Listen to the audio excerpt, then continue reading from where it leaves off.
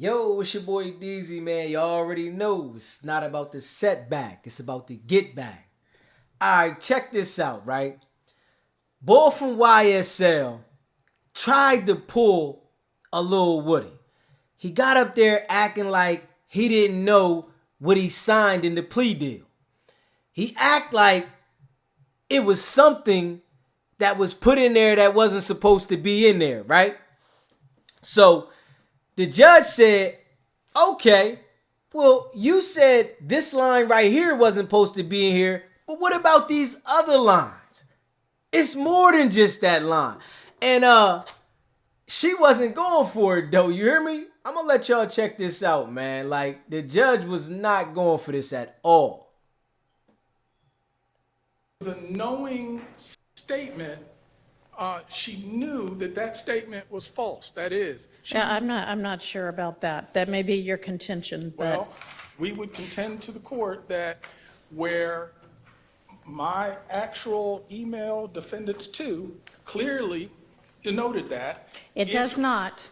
That is up for debate what that denotes. It is removed from all the drafts and then ends up back in.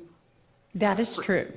So But your response on your defendant's exhibit to item, what is then item number 4, does not definitively state anything like what you just said.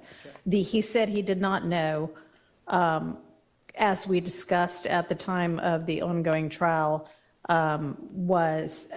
could have been interpreted in several different ways. But I understand what you're saying. and just so You maintain that the two of you both missed the fact that you signed, or your client signed, a factual acknowledgement that included item number 8. correct. And then when Ms. Love read it out orally in the court, and Mr. Sledge, one by one, said, yes, I acknowledge that somehow that didn't occur to you at that point in time either. So I understand what the assertion is. Here's the thing. You seem to be focused almost wholly, if not wholly, on, well, maybe there was a mistake with regard to factual assertion number 8.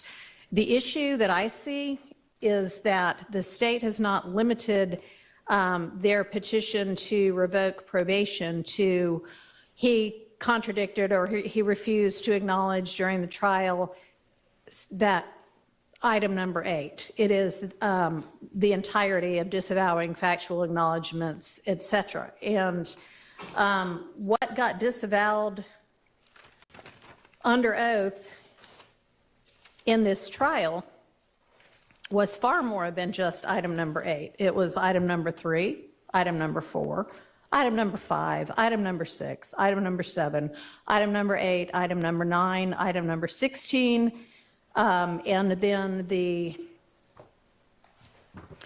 part 5,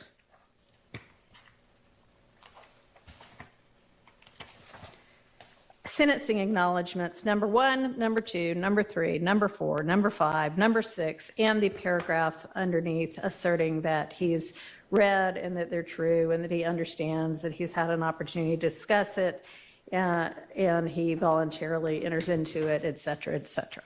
So even if we entirely disregard item number 8 of the factual acknowledgments, there are still however many other ones that added up to that the state is still relying upon. And I don't see how you get around, and maybe you have a way to get around the rest of it, and I'm certainly willing to listen, but that one thing is sworn to in open court on December 28th of 2022, and then something diametrically opposite of that is sworn to under oath back on September 5th of this year.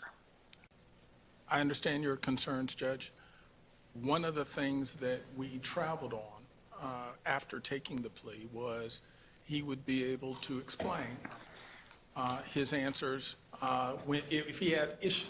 Can I ask you a question about that? Is there anywhere in,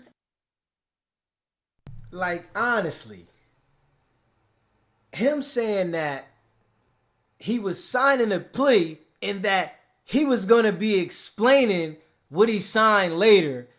Him being a lawyer, he sounds like a clown right there. Straight up, straight clown. The guilty plea agreement in sentencing of your client in December of 2022, where you reserve that, where anybody, the state, the defense, or the court puts on the record that that's part of the understanding. It is not in the written plea agreement, no. All right. However, in evaluating my client for the purpose of this hearing, I don't think the state is denying that that is something that it was understood, understanding it's not in the written plea agreement, but it was understood. And the other thing to also take note of, my client, when asked to make himself available, to meet with the state, to be prepared by the state, at all times would show up and do that. He was never provided or questioned it with any details such as, here, let's go over your plea agreement, these factual allegations, what questions may be asked.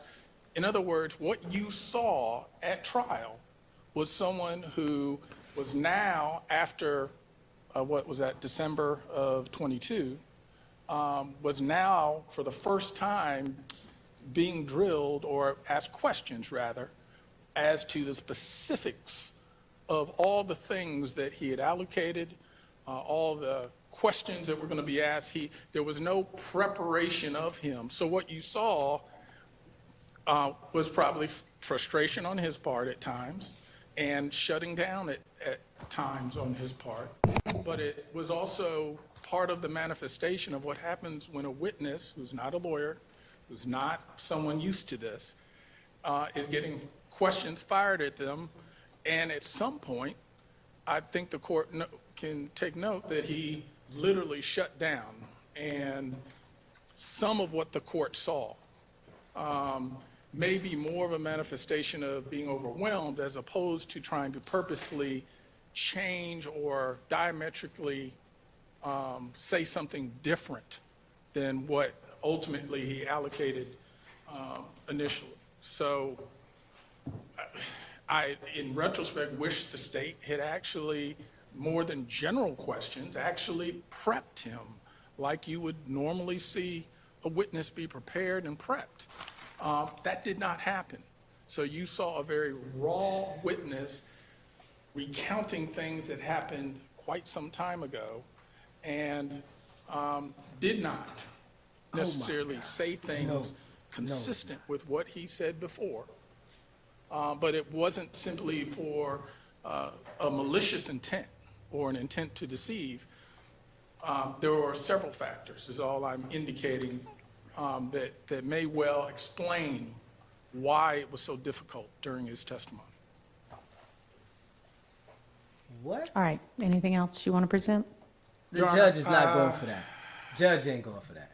Not at this time, no. All right. Judge is not going. Can the state give me a quick rundown of what this defendant's prior history is, including any prior probation violations? And then I guess I know that the probation officer is on here, so I'd... Yeah. Hey, listen, man. The judge is not going for that. He's acting like he didn't know what he signed in the plea deal, and the prosecution didn't prepare him to testify. Hey, listen, the judge ain't having that. I can tell you that right now. I can tell you that right now. For sure. Hello, Judge. All right, what is probation's, can you give me a rundown of Mr. Sledge's criminal history? And I'm sure you heard the question I just asked, as well as any prior probation violations. Well, currently, he'd used his first offender twice, one for DeKalb County, one for Fulton County. Well, that's The lucky. DeKalb, Since you're only supposed to get to use it once. Okay.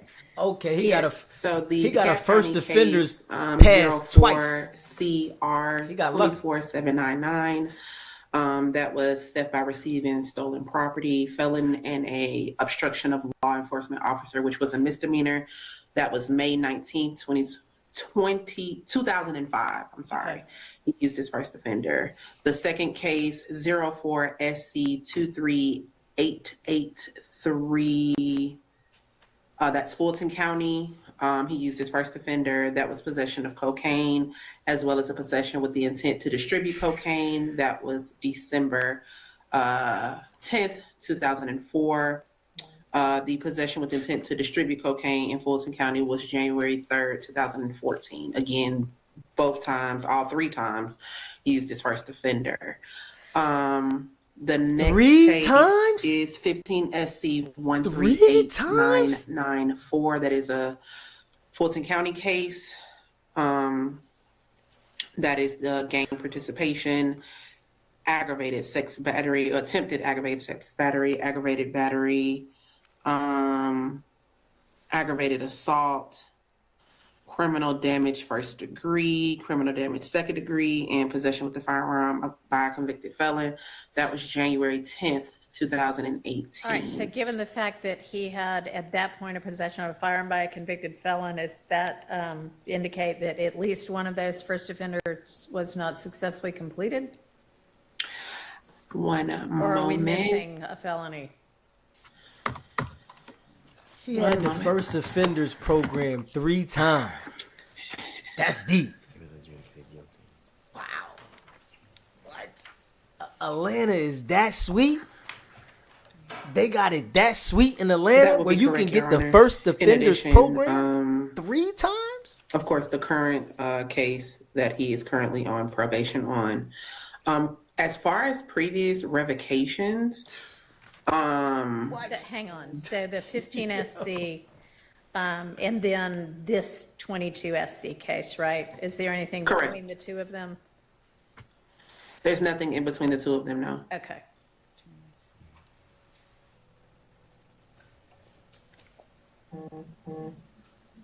Yo, that's crazy. That's crazy. Let me see. Yeah, that's crazy. Yo, 3 times though, that's unheard of. To get the first offenders program 3 times, that's deep. Or that that a violation was found, but we don't know what that was or anything like that. All right, so does probation have a recommendation in this case? Due to the last minute notification of this probation revocation, I would leave that up to the courts to make that decision. Okay. All right, well, I find there to have been a violation as alleged, and again, even discounting the item number 8. What is the state's recommendation? In full candor to the court, Your Honor, I'm going to leave it, the state is going to leave it in the full discretion of the court. Your Honor is fully aware of the conditions. Your Honor witnessed the testimony and how it affected the trial of the case, and I'm going to let Your Honor be the full steward of deciding what the penalty should be. Made as the it state relates look to, like a clown. all of the time that Mr. Sledge still has remaining on probation. All right, well, I note that at least, I believe in the petition for revocation, the request is that the entire 30 years be revoked, is that right? It's not the Or request. is, oh, you're just telling me that's what he has at this point, although it can't be all of it, right? I mean, he's been on probation for at least a couple of years, and did he serve it? What's left? He just started on December 8th of 2023. I think he got credit for the time. I think he was in for 2 years, so he would have 26 and change or 25 and change. I'm sorry, correct, 22. My bad. The exact number.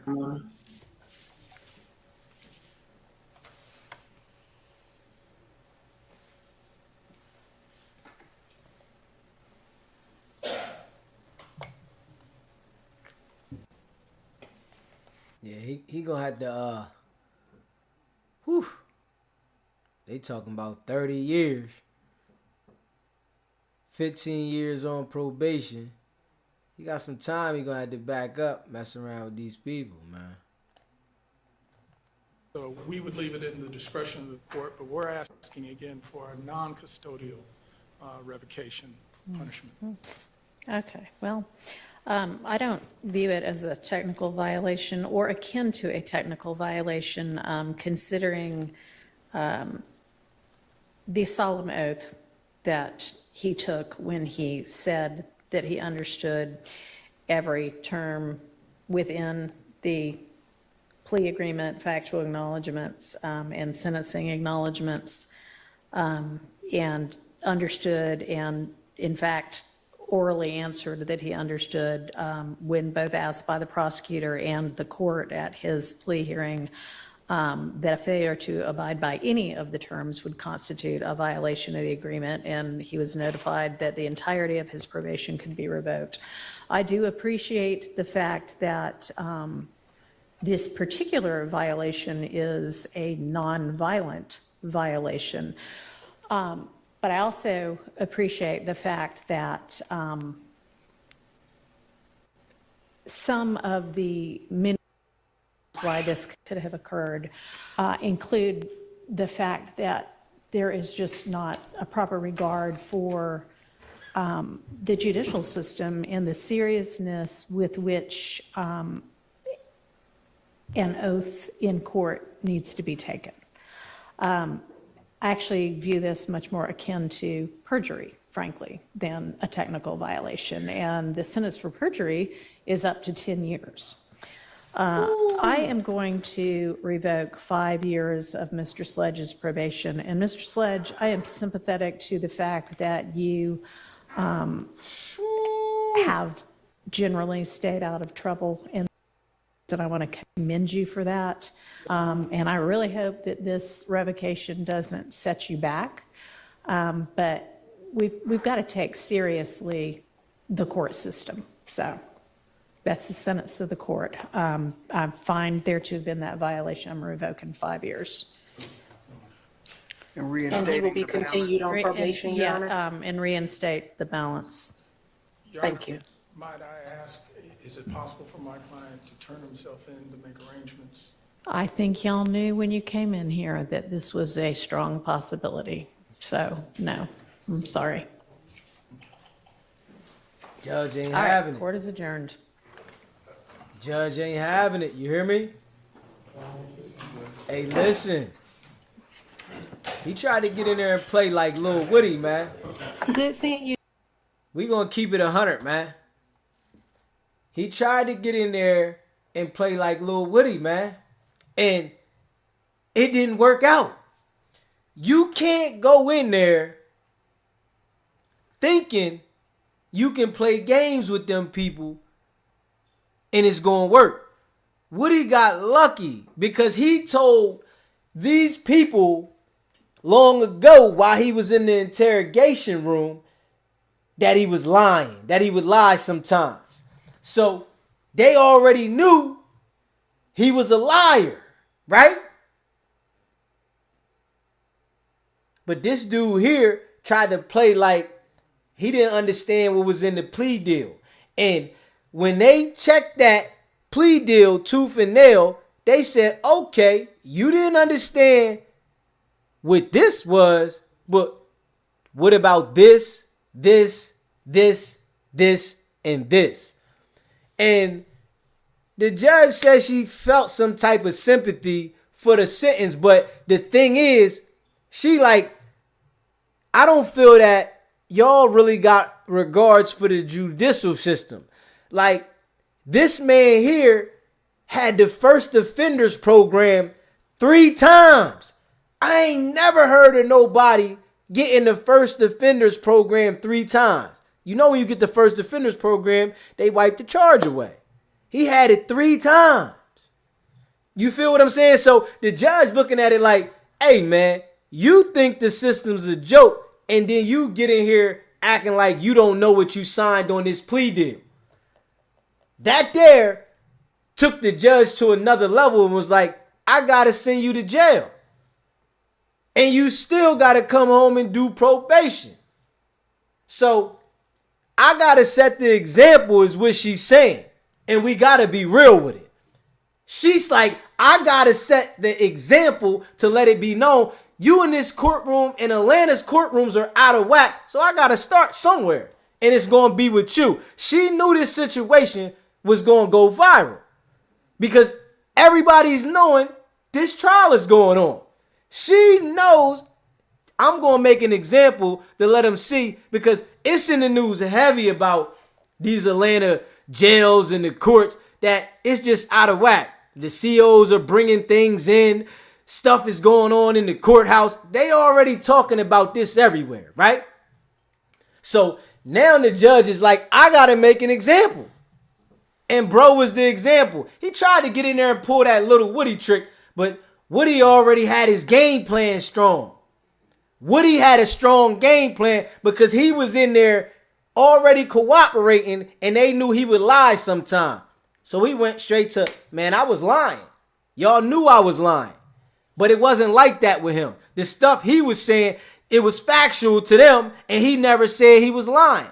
He got in there now and was like, oh, nah, I didn't say YSL was a gang, but you signed the paperwork to get out like the man said so that he can get home to his mom. His mom was sick. Now, you made a decision, but you were supposed to make sure that you didn't cooperate. You went in there and tried to justify you signing that paperwork. And that's when it got messy. When you go in there trying to justify signing paperwork, they like, hold on. What you mean? And your lawyer was with you?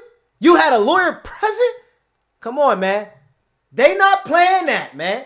And I guarantee you, he gonna be sick sitting over there wondering why you play with them people. You signed a 30-year plea deal. Bro signed a 30-year plea deal. You know they want some of that time out of you, and you got in the court. The judge said you made the courthouse look like a fool. You made him look like a fool in here. Prosecution looked it crazy. You hear me? The prosecution looked it crazy. They've been looking crazy the whole time, but they looked it real crazy because they thought they was going to get one with this guy. Because they had information of him talking and posting with YSL online. He was talking heavy while he was posting and doing what he was doing. He was drawing, man. We got to keep it real, man. This stuff here should show people, man, it's only a crash.